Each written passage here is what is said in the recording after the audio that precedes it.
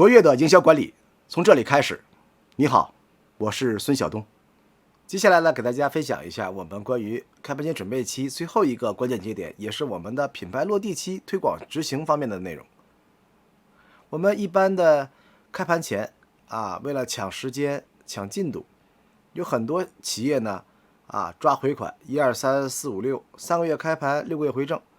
那么尽量把我们的开盘向前移把我们的营销推广工作向前置，这是我们新型营销的一个很重要的一个技术流。那么如何在开盘前准备期进行有效的推广，为我们的开盘期获取宝贵的推广时间，这个核心技术也是当下比较流行的比较普遍的一个营销推广技术。我们说，在你拿完地之后，到你建售楼处开放之前这100天我们叫做品牌落地期。一般的标杆企业呢，都会在这个时期讲一些关于企业品牌宣传落地的一些内容。那么我们说品牌落地期，我们营销工作要关注哪些内容呢？我们现在给大家分享一下关于品牌落地期营销要关注的内容。给大家分享2个知识点第一个叫 C 加级客户渠道架设及意见领袖挖掘。一般在品牌落地期的时候，我们没有输出产品，但此时我们会干一件事情找到意见领袖，比如说找到我们小区旁边有个学校一中，找到他们的工会主席找到他们的办公室主任，组织一中的老师团购买我们的房子。那这就是我们说的，就是 C 加级客户渠道的架设一条专业的途径，把老师们导入到案场买我们的房子。那么一中的班主任又是我们学生家长的意见领袖，不但让老师们买了房子了，还让老师呢参与我们的活动，做一些个推广宣传，让这些个学生和家长看到，老师都买了住在这儿了，我们是不是也可以跟老师住在一起呀？在这个小区里边住。所以我们说出去拓展一中去挖掘意见领袖去圈层拓客，这是我们在一般开盘之前做的一系列动作。那么如何确保 C 加级客户导入案场什么叫 C 加级老师会一会儿给大家讲C 级客户就是我们说的有购买能力的，但是购买意向比较弱的能把这些个可买可不买的客群导入案场，实现成交，增大我们案场的客户数量，是我们营销的一个关键。那么第2个核心关注点就是品牌落地期，我们品牌落地推广的计划，怎么推广我们的企业品牌？那孙老师给大家一些个标杆企业，在这个阶段时候我们做的一些个方法和手段。好了，进入这个章节的具体讲解。1、C 加级客户渠道架设及意见领袖挖掘。在品牌落地期，我们可以干一些个开盘前的准备工作。我们做强销强推的同时这个区域里边的目的购买客群会到访这有房卖，你来买房子。但是为了增加我们的业务增量，我们还会找一些个有钱不买房的客户导入案场，实现成交通过我们的客群的增加而确保我们的业绩提升，这是我们经常去做的事情。所以一般在品牌落地期我们干2件事情，第一个挖掘更多的 C 加级客户第2个就是这些客户能不能形成连带就意见领袖挖掘，让一个意见领袖能够带动其他的客群过来买房子。这2个技术一般是我们在品牌落地期要关注的内容。那同样一个区域假设这区域里边的3个项目，假设他们的地段都是一样的，配套规模都是一样的，售价体系也差不多，但为什么开盘的这个结果大相径庭？有的开盘卖了1000套，有的开盘卖了200多套。那么这个1000套和200套的背后能说明什么样的故事呢？给大家讲一个逻辑就是一般在一个区域里边业绩有明显差异的，其实核心不是我们的案场技术的问题，而是我们这一个项目的营销战略选择的问题。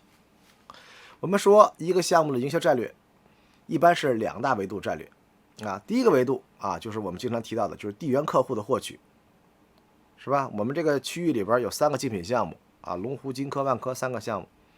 那么这个区域5公里半径之内的这个区一共有30万人，想买房的人可能有300人，300个家庭看了3个项目然后平均每个项卖100套房子。龙湖说了，我想多卖房怎么办？想打败万科，好，万科卖1万，我卖8900。哎，通过低价倾销打败万科。万科说我也想多卖房子呀，想卖300套，怎么办呢？你卖8900，好，我卖8800，恶性竞争，干死同行。所以我们说，其实一个区域的地缘客户是有限的啊，最多你就卖300套。要想获取更多的业绩增量，不是要跟同行争取 C 加级这个 A 级和 B 级客户，更多的是要把这个区域里边有钱不买房的客户导入暗场啊，实现成交。所以我们说，营销的更高深的这个技术，就是如何把这个城市里边有钱人导入暗场，通过暗场的动作挤压，变非意向为意向。这个战略呢，是我们营销的一个比较高深的战略啊。举个例子啊，比如说平时我们暗场经常要干一件事情，销售人每天接客，然后卖房子，除了每天接访这些客户，还有大量的业余时间，怎么办呢？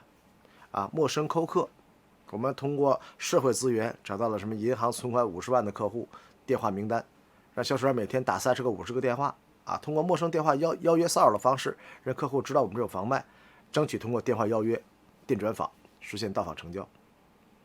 那么我们打电话这个动作，其实就是对我们地缘周边的 C 加级客户。什么叫 C 加级啊？他有钱，但是此时不买房，是吧？如果你是有钱人，接到一个电话了，不好意思不买房，电话挂掉了。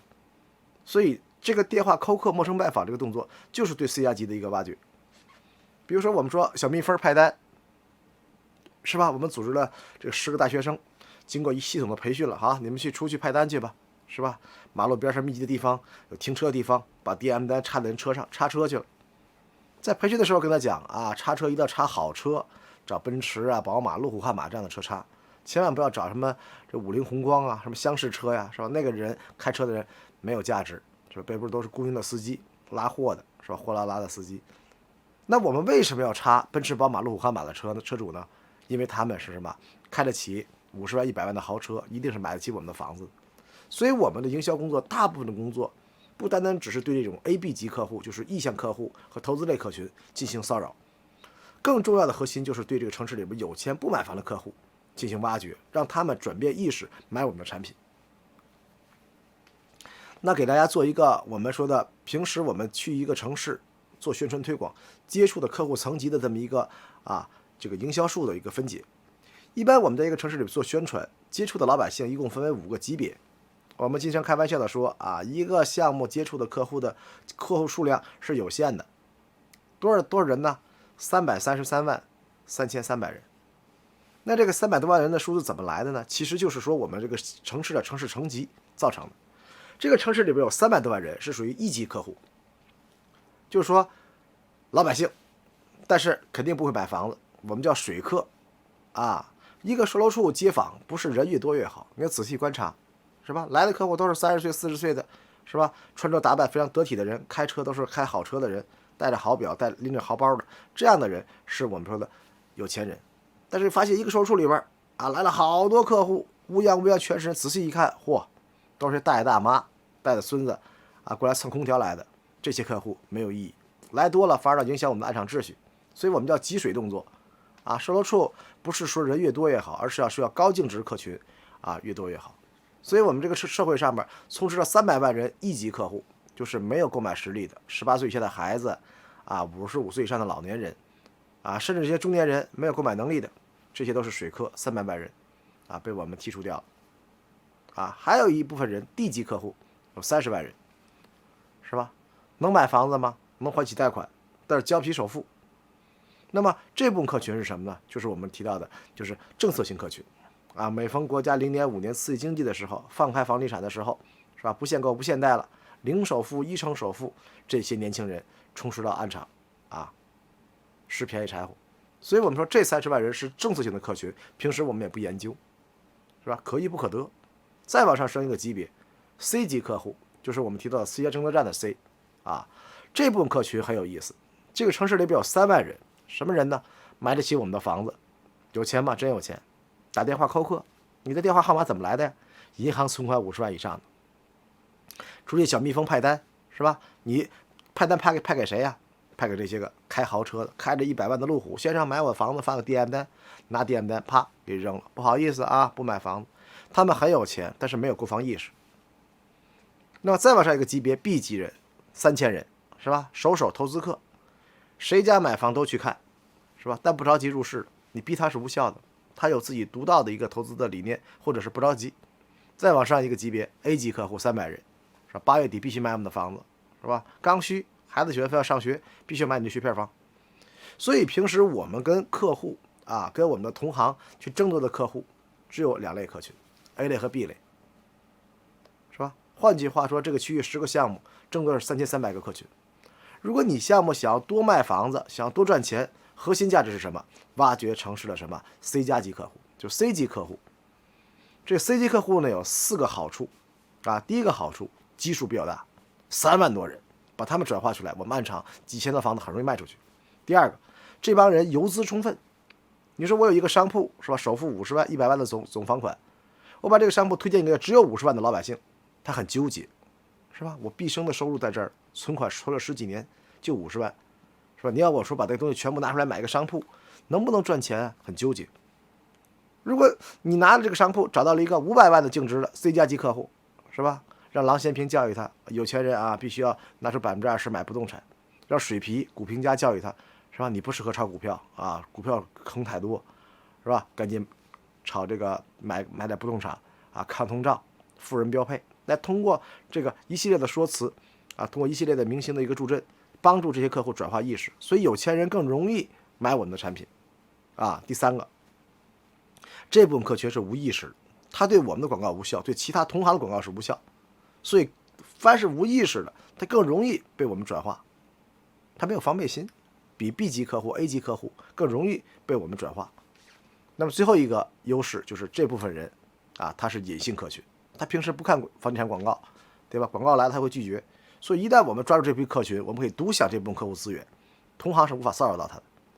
所以我们就经常很容易发现一个现象啊，同样在一个区域做房地产销售，是吧？我们这是 A 项目，隔壁是碧桂园，我们的动作跟他一模一样，打法思路都是一样，贴靠战术、样板间都一样。哎，突然售楼处开放了，我们来了300人，他们来了3000人，这人哪来的呀？其实核心很简单啊，人家碧桂园有一个独到的挖掘 C 加级客户的一个渠道，你是不知道的。来了之后独享这个资源，这个客户走了之后，你再找他们找不到。所以大家记住一点啊，中国很多标杆企业都在研究一个事情，就是老师提到的叫 C 加争夺战啊。那么这个 C 加争夺战，我们为什么要做 C 加争夺战？核心很简单，就是把以前的刚需客群、地缘性客群不足的情况下，我们把它扩大，让更多的有钱人能买得起房的人参与到营销工作里边来，为我们的业务到访增量提供支持和帮助。我们在过去10年，我们营销管理3条线啊，之前的课老师给大家分享过，营销管理3条线。如果你是个营销一把手的话，你要会3项技能，就是我们后边这个图表里边的1、2、4 3个部分。第一个，产品包装，是吧？你的暗名 slogan 叫什么名字呀？是吧？第二个，宣传通路啊，我用什么样方法宣传推广，做什么活动邀约呀？然后第4项啊，暗场斩杀，来了客户怎么说服客户买我们的房子？1、2、4。但是我们从10年开始啊，中国很多标杆企业陆陆续续的干成一个事情，从以前的3原则变成现在了营销了4个阶段了，中间加了一个叫节点邀约。我们特别在意什么售楼处开放搞大型活动，样板间开放搞大型明星活动啊，请明星助阵啊，请大明星搞大活动啊，所有的暗场啊都围绕这些个节点来展开的。我们现在的营销一把手都快变成了什么活动公司了，说哪个明星多少钱，请他多长时间，请来了之后什么好的效果。那么我会问大家一个问题，那么为什么我们从10年开始啊，地产营销人开始关注请大明星搞大活动了？其实核心很简单啊，就是我们这个明星助阵节点的这个邀约，核心就是通过明星助阵、事件营销、节点邀约，把城市里边的 A 级、B 级客户请来的同时，还要把那些个有钱不买房的客户一并邀约到暗场。因为平时如果没有这些明星助阵，没有节点的话，他是不会来逛售楼处的。所以呢，为了想转化客户，我们人为造了很多的一些节点，比如说售楼处开放啊，我学府1号售楼处开放，我请了明星 Angelababy 坐镇，是可以通过明星 Angelababy 来我售楼处的方式啊，给王老板打电话。平时打电话王老板不会接，不会来的。王老板，我这买房子过来看吗？啊，不会来。但是打电话，王老板你好啊，我是学府1号的销售员，说我们周末要搞一个活动，请了明星 Angelababy 啊，请您过来参与活动，跟 baby 互动一下。哟，真的假的？看漂亮 baby 去吧。啊，周六过来了，通过明星和王老板的互动，是吧 ？baby 在台上喊：“哎呀，这房子真好啊！我就买这的房子，谁想给我成为邻居啊？”啊，底下这些啊有钱的土豪们蠢蠢欲动啊！我要买这的房子，给你成为邻居，好吧？证明我有价值，我买你楼上啊，咱俩楼上楼下可以互相见面。哎，通过明星助阵，通过活动邀约吸引客户到访，通过到访的活动互动，让客户变非意向为意向，产生消费冲动。所以我们现在当下啊，我们的营销工作已经超越了过去10到15年卖产品自身的使用功能的时代了。老百姓买房的很多诉求，包括投资也好啊，富人标配也好啊，反正目的性不单单只是使用功能啊。当然，国家也会一再的去提示或者是提倡啊，我们要卖刚需啊，不能炒房子啊，不能这个以投资为主。但实际上，现在我们很多家庭买房子，不单单是使用，也不单单是改善，有更多的不为人知的自己的想法啊，这是不争的一个事实。所以我们说，为了符合当下新时期的营销的一个需求，符合我们现在的业务需求，所以我们只能采用一种新的模式，把以前产品包装的环节，从包装产品使用功能啊，这个房子面宽近深、层高净高、负载是吧，楼间距、绿化率啊，向更多的，比如说投资属性啊，买这个房子什么升值保值、抗通胀，未来可能租得更贵，或者是卖得更高，是吧？把这些产品属性说出来，说这东西的内容核心不是卖给买房人的，是卖给那投资客的。是吧？第二个，宣传通路，正常的宣传是无效的，是吧？必须要什么有意识、主动的去获取，比如说银行存款的电话号码呀，是吧？比如说豪车的客户信息呀，啊，通过信息的获取找到 C 加 G 客户，因为他们是不看广告宣传的，卖房这个事情跟他们是完全没有关系的，所以我们只是什么主动电话邀约，主动的去告诉他们我们这个活动有明星，然后通过大型的节点啊吸引这些 C 加 G 有钱不买房的客户到暗场，通过暗场互动挤压。变客户的非意向为意向，所以我们说新时期的营销，我们很多的营销逻辑是围绕着投资客群，围绕着这种炫富型客群而展开的。我们在既获得刚需性客群的这种业绩的同时，还要去窥探城市里边有钱不买房的客群，让他们以各种心态进入售楼处，以各种心态来购买我们的产品。那么不同企业虽然打法不一样，产品以及客户导入路径是不一样的，但是他们的营销的这种目的性是一样的，就是所有的标杆企业营销做得好的，都是在窥探这个城市里边有钱不买房的客户，因为这个客户的基数是非常之大的，比刚性需求的客户基数要大，而且投资意愿非常强烈，是吧 ？A 级客户、B 级客户给你患得患失，是吧？差3毛钱、5毛钱的给你划价，但是这些客户越贵越买。你看，我举个例子啊，比如奢侈品，曾几何时，中国人对奢侈品的消费如此的依赖。是吧？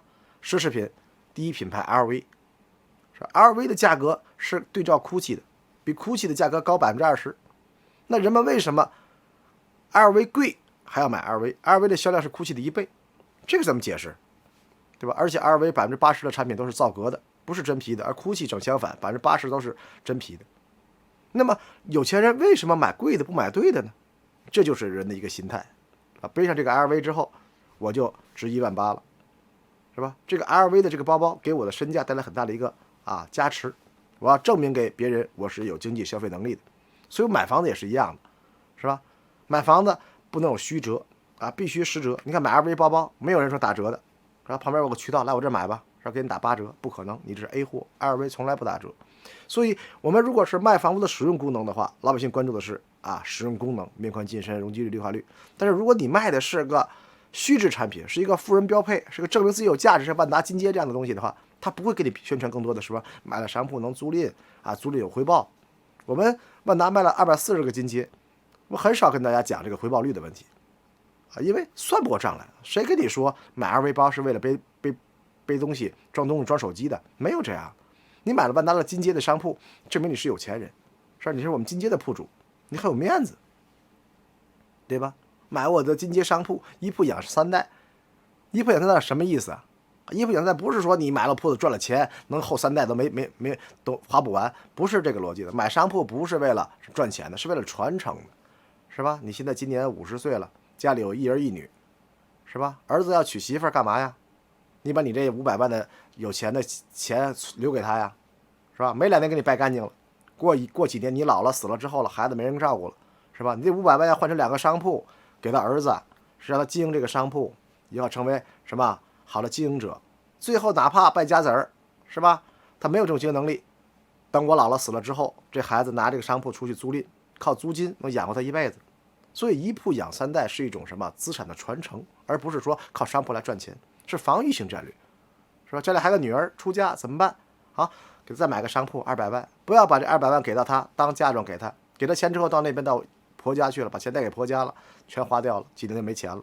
以后我姥姥死了之后照顾不了女儿了，怎么办呢？给他买个商铺作为陪嫁，是吧？到了南方那边去了，爸爸妈妈没法照顾你了，靠这个铺子养活你。万一婆家对你不好的话，靠这铺子自己的租赁是自己的婚前财产，靠租赁收益能养活自己一辈子。所以我们说，在以前我们教育我们的投资课的时候，不是说一铺养三代的目的是为了让你去赚钱，赚了很3代的钱，而是要通过一种传承的方式，告诉有钱人，你存些铺子给到儿子孙子，比你存的存款对他的帮助要大。它是一种对富人的一种传承财产传承的一种教育。而我们很多卖投资类产品的这个开发商，他不知道这个逻辑关系所以大家记住一点就是我们一般在做营销工作的时候，在卖房的时候，一定要挖掘什么这些有钱人的防御心。卖车位也是一样的，是吧？很多售楼处不会卖车位，哎呀，车位算不过账来投资回报，谁跟你说买车位要买投资回报率啊？是吧？老百姓买车位的目的是干嘛？是为了使用，但是使用以外的更大的功能是什么？炫富啊！你的小区里地下车库里有没有 VIP 车位啊？是吧？你买多少钱的车要配什么样的车位，这是很重要的一个事情。能不能把我们的车位变成一种炫富的工具？在香港买车位，但是富人必须要买车位，他考虑车位不是考虑说我的车位的使用方便性的问题，是安全性的问题，是吧？在香港搞到一个车位300-400万一个车位，是吧？我们说湾区深湾、浅湾、深水湾、浅水湾，一个地表车位1000万一个，有车位，地表车位是你的一个富人的象征。是吧？你买豪车搁车位，这车位是你的象征，不是说我买车位是为了使用功能，是为了投资回报的，没有这么给你算这个事情的。地下车位一个车位388万一个车位卖给你，是吧？必须要买这个车位，王老板你身价过亿，资产过亿，是吧？你看这些亿万富翁近10年香港亿万富翁家里孩子孙子绑架案，前10个9个都是从地下车库绑走的。你这么有钱，家里有儿子有孙子，你要为他们安全考虑所以必须要买我们这个 VIP 的车位，离小区这个安保室最近，而且离你家入口是最近的，这个车位对你的孩子安全是有帮助的。我们从来没有教育老百姓买车位是为了赚钱投资的呀。所以我们现在很多的同行们对我们的营销逻辑的认知是有误区的，包括我们对买房也是一样的。就是你的业务增量不是要对这个城市里边的地缘客户的挖掘，地缘客户是有限的，而且他们是很紧张的，看完你还要看隔壁，看3-4个项目，你卖9000，他卖8500，一下子你就没有价值了。所以我们更多的关注就是 C 加级客户，要如何去找到 C 加级客户，让把他们的购买意愿给它转化过来，这才是我们的核心逻辑。那么给大家推荐3个标杆企业，我们看看这3个标杆企业，他们的营销战略对 C 加级客户的挖掘有什么不一样的地方虽然动作方法不一样，但是他们的逻辑关系是异曲同工的转化有钱人买房子比我们说服老百姓买房子更容易一些我们看碧桂园、恒大和万达这3个企业呢，其实是我们最熟悉不过的企业了。但是3个企业虽然都在挖掘 C 加级客户，但是他们的挖掘手段以及产品属性是完全不一样的。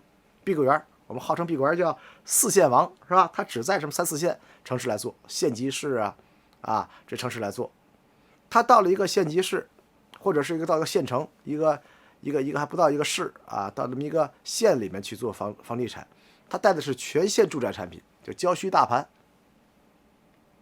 在这种小县城里边，谈不上什么市区和郊区，老百姓对这个城市边际的概念是没有什么感觉的，是吧？但是你的规模一定要大，是吧？规模大，老百姓觉得这个地方有发展，对吧？本来城区就这么几条马路，你这旁边弄了一个30万房的小区，里边10好几条马路，感觉这是个新城的感觉一样。所以碧桂园进入4线城市，它一定是郊区大盘的，而且它带的产品是全县的住宅产品，从一个钻石树30万到一个高层300万高层30万到一个钻石树300万，它的产品的跨度是非常大的。因为什么？这个小县城老百姓不讲究，有钱没钱人都住在一起，是吧？不会像我们北京、上海阶级划分的这么详细东富西贵、南偏北贱，每个小区的客群是不一样的，没有这样，是吧？老百姓不讲究，有钱没钱早就挤在一起的很方便，而且呢，有钱没钱在一起还互相炫富、互相比较，是吧？所以我们说碧桂园带的产品从300万的产品到30万产品都有，只要你有钱，都可以欢迎来买我的房子。所以碧桂园的客群组成的是什么呢？就是广域客群。在小城市里边，一个小县城就20-30万人，是吧？主流媒体也没有，电台、电视台、高炮什么的，户外都没有，怎么办呢？靠人吼的方式，靠口播传播的方式去拓客。这招碧桂园在4线好使，你要拿来在你的2线城市做，无效的，是吧？老百姓谁也不认识谁，你拓客是无效，口碑传播是实现传播不出去的。它的城市这个边界不封闭，所以我们说碧桂园在4线城市做营销的核心逻辑是什么？就是靠地推拓客的方式。那恒大的城市级别呢，比碧桂园稍微高一级别，都是一些重要城市，是3线城市、2线半城市来做营销。它的客群相对比较窄众，是城市里边的升级改善的客群。他特别在意什么呢？圈层渗透，是吧？心带心，一个干化工的老板买了这房子了，我能说服你把你身边的好朋友都拉过来，一起来买这房子，是吧？大家共同致富，共同富裕，共同证明这个自己的圈层是纯粹的。所以这个恒大在3线城市带的产品几乎驱动性比较强，120到150面积段，是吧？价格呢总价比一般的老百姓的房子要高一个档次，所以它的带的产品线比较趋同性，而且产品的竞争几乎都是一类产品，所以它需要的什么呢？泛地缘客户，周边的这个地缘性比较大，但是一定是有关系、同事、同学、朋友、亲戚纽带的这种心带心的这种方式，就渠道营销。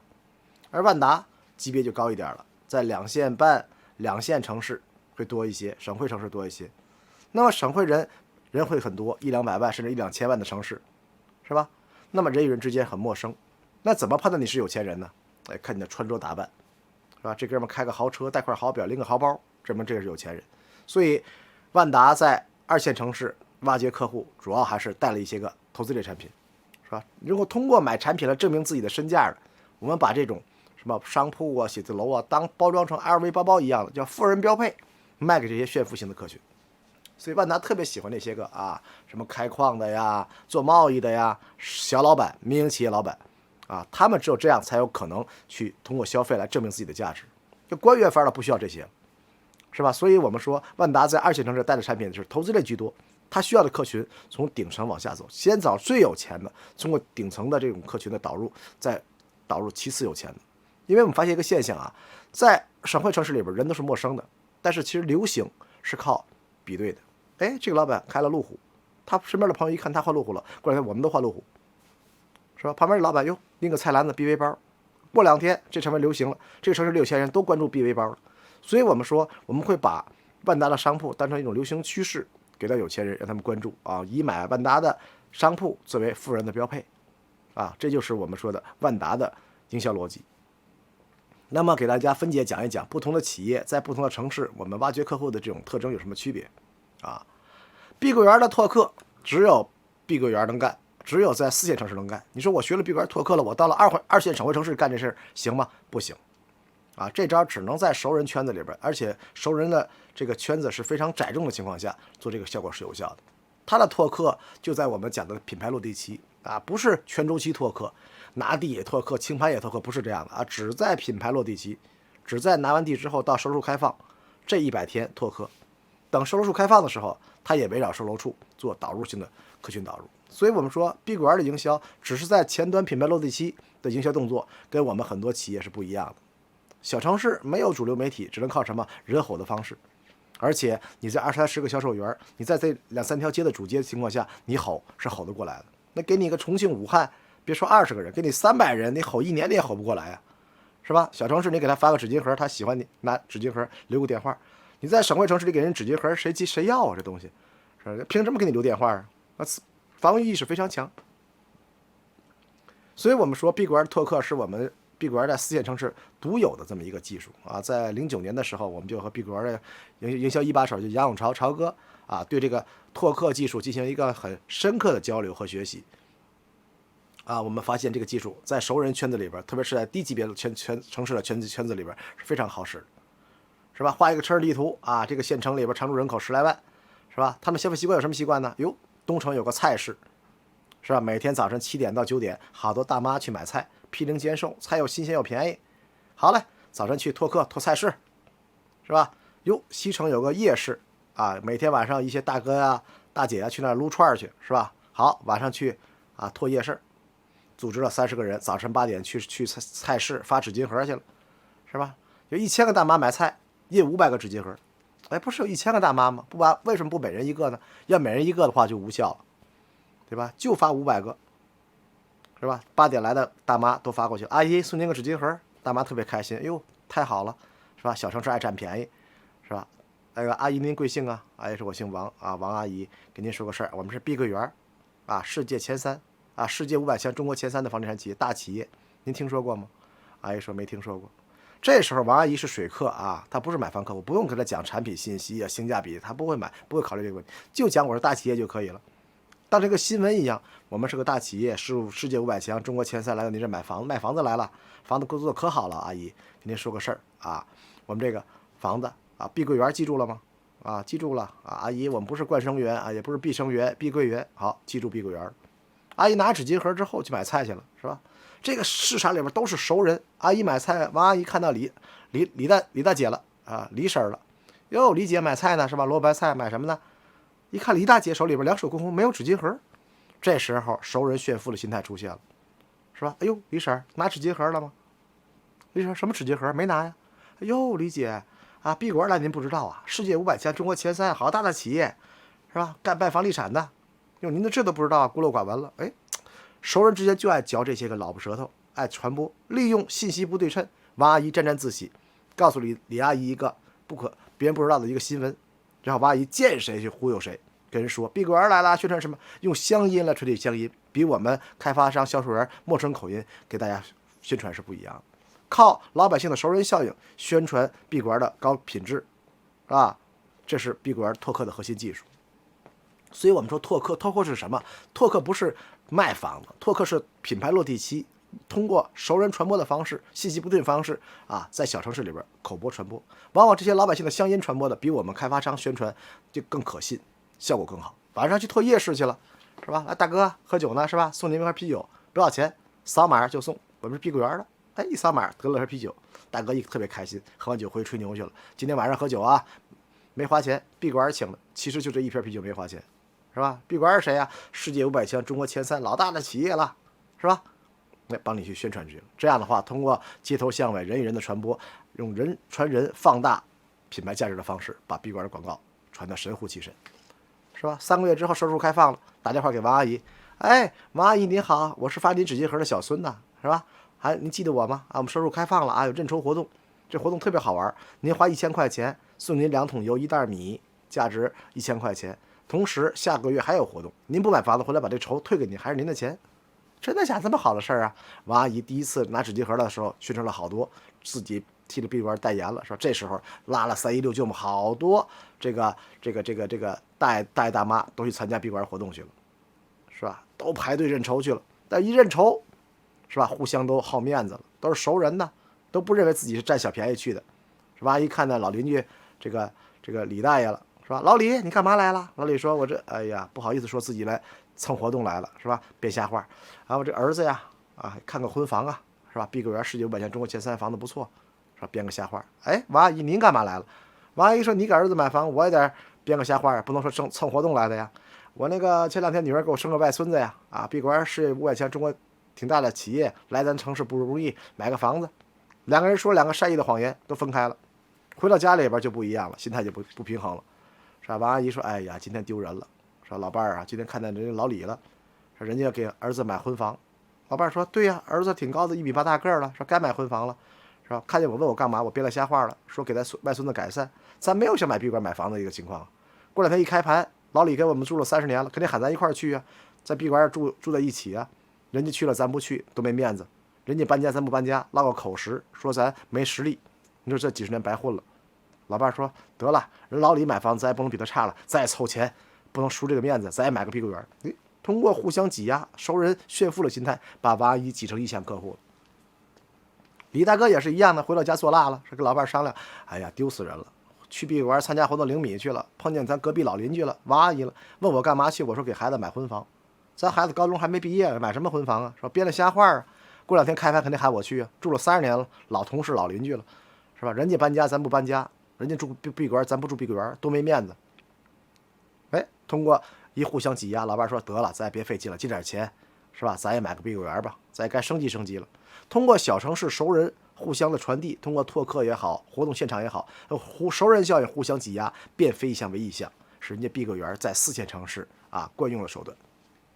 所以我们说拓客技术不是销售技术，有很多企业去盲目学习拓客，还有很多这个对房地产不太了解的老师也讲这些东西，上来就讲，是吧？我在北京第一次听一个老师的一个课，我给他起外号叫咸菜老师，就讲了这么一个事情，是吧？给大家讲，哎呀，拓客呀，好厉害，好厉害，讲了半天，是吧？我说这个技术只是碧桂园在4线城市能用，你不能跟所有的企业都讲这个技术，你这样讲的话会误导人家的。很多从甘肃天水这个远地方来听课的人，你都不知道什么原理就讲这个课，后来发现这老师没干过1天商品房，是吧？卖过几天二手房，是吧？是个中学教员，是吧？拿了碧桂园的内部的一个课程就给人讲，他没有讲清前因后果，是在什么环境下、什么市场下、什么产品属性下、什么客群的组织情况下使用拓客，是吧？让很多的这个企业走了弯路，你还找不出什么原因来。哎，你看人家碧桂园拓客能拓成，我为什么拓不成啊？你的城市级别、你的客群组成都不认识，你拓它有什么用啊？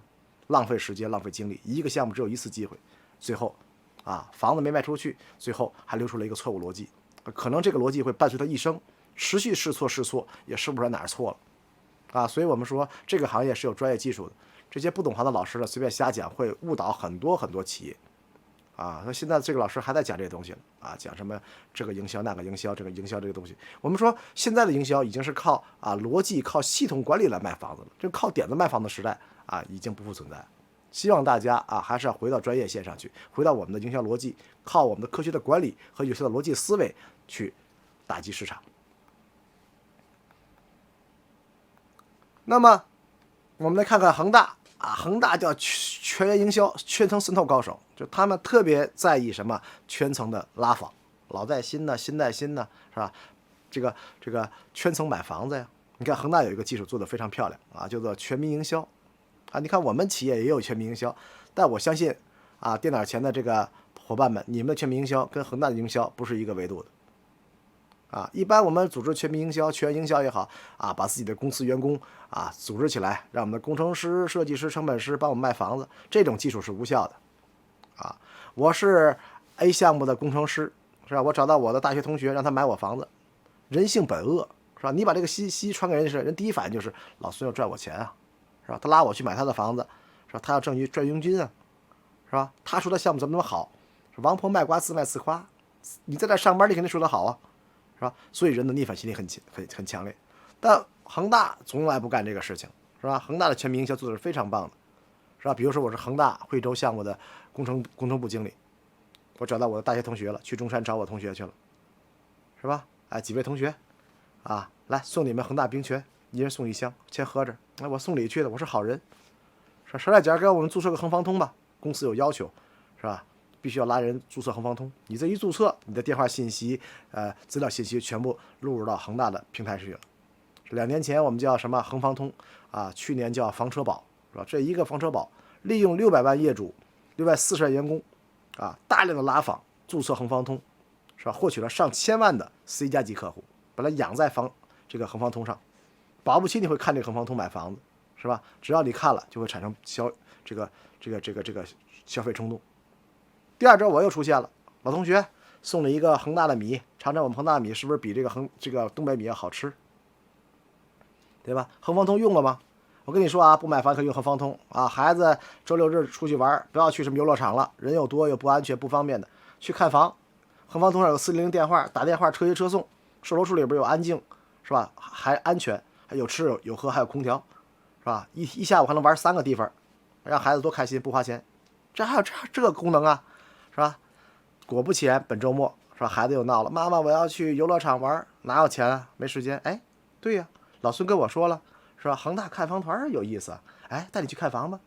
那孩子哪懂这事情看房好玩吗？好玩极了，游乐场是吧？打410电话，你那一拨电话，我介绍人就知道了，哟，我同学参加看房团了，是吧？就近看这条线，中山线，是吧？看了东莞、中山、虎门3个项目，是吧？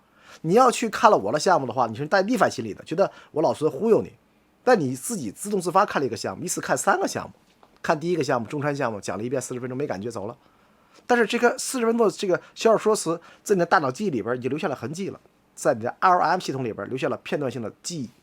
到了第2个项目，是吧？到了这个虎门项目，哟，这虎门这位置好像比中山项目位置好啊，也卖18000，这地方这个虎门2桥一通完之后到深圳就半小时车程，这个位置以后发展的，开始比较了。到第3个项目东莞项目，哟，这项目位置更好啊，广深通道啊，是吧？修地铁高架几条通道线到深圳40分钟，这以后广州深圳这个位置好能升值，也卖18000。那通过3个项的比较，变非一项为一项。当天晚上回到家里边，我出现了，哎，老同学，今天看房去了，哪个项目值得投资啊？哎，老孙，你觉得这个东莞这个项目是不是比惠州中山都值得投资？我说对呀，是吧？我跟你说个事儿啊，投资要找我，我是恒大的人呢，是吧？给拿恒大底价，是吧？而且恒大有个最好的方式，无理由退房，对吧？咱是熟人买过去的，如果你房子赔了的话，我给你退回来，不花钱。哎，你看人恒大全营销做得多棒，是吧？首先用恒方通搜集城市的精准 C 加级客户，利用600万业主40万员工，精准的找到身边的有钱人。第2个，通过看房团，是吧？看1个项目你是没有感觉的，但是你连续看3个，就会有比对的心理，就产生了非一项变一项，比较哪个更好一点，是吧？看房团变非一项为一项，最后有熟人介绍的情况下，利用无理由退房的形式解决临门一脚的技术。所以人家碧桂园的全民营销做的是有组织的、有逻辑的熟人接访拉访。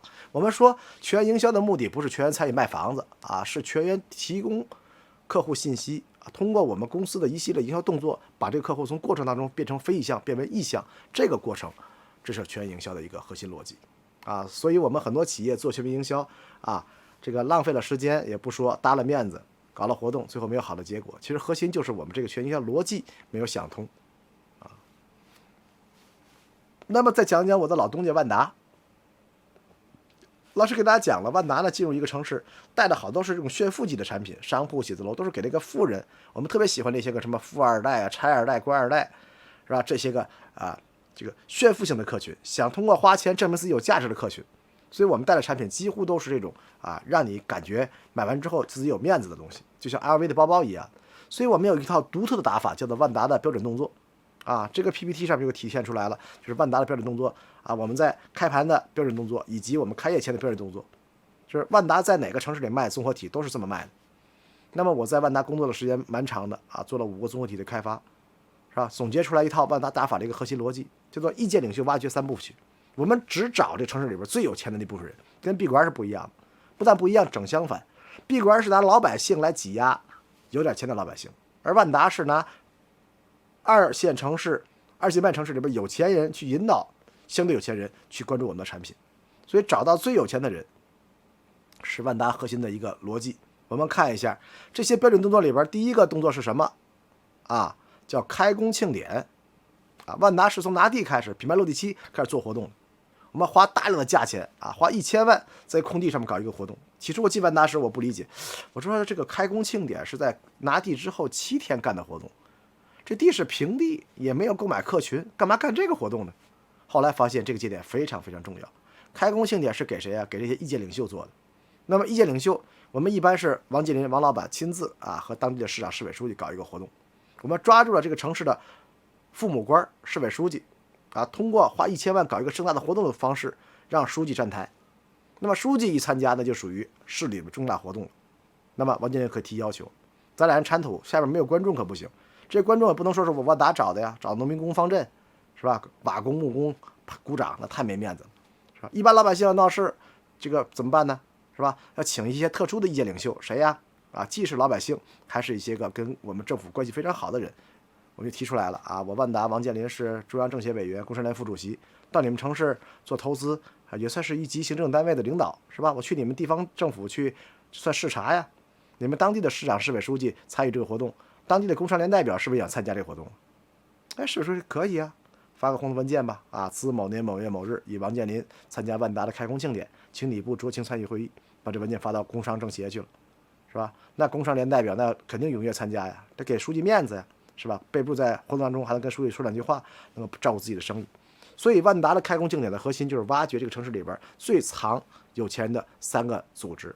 最有钱的在政协，其次在工商联，第3个就是各种商会协会、青年新创联把这个协会的民意代表150人，以书记站台的形式啊，通过1000万的这种场景搞了一个开工庆典，让底下的民意代表看到王健林和市委书记关系非常非常好，让底下这帮人和我们万达发生关系。我们一次活动通过1000万的阵仗，收获了150个业领袖。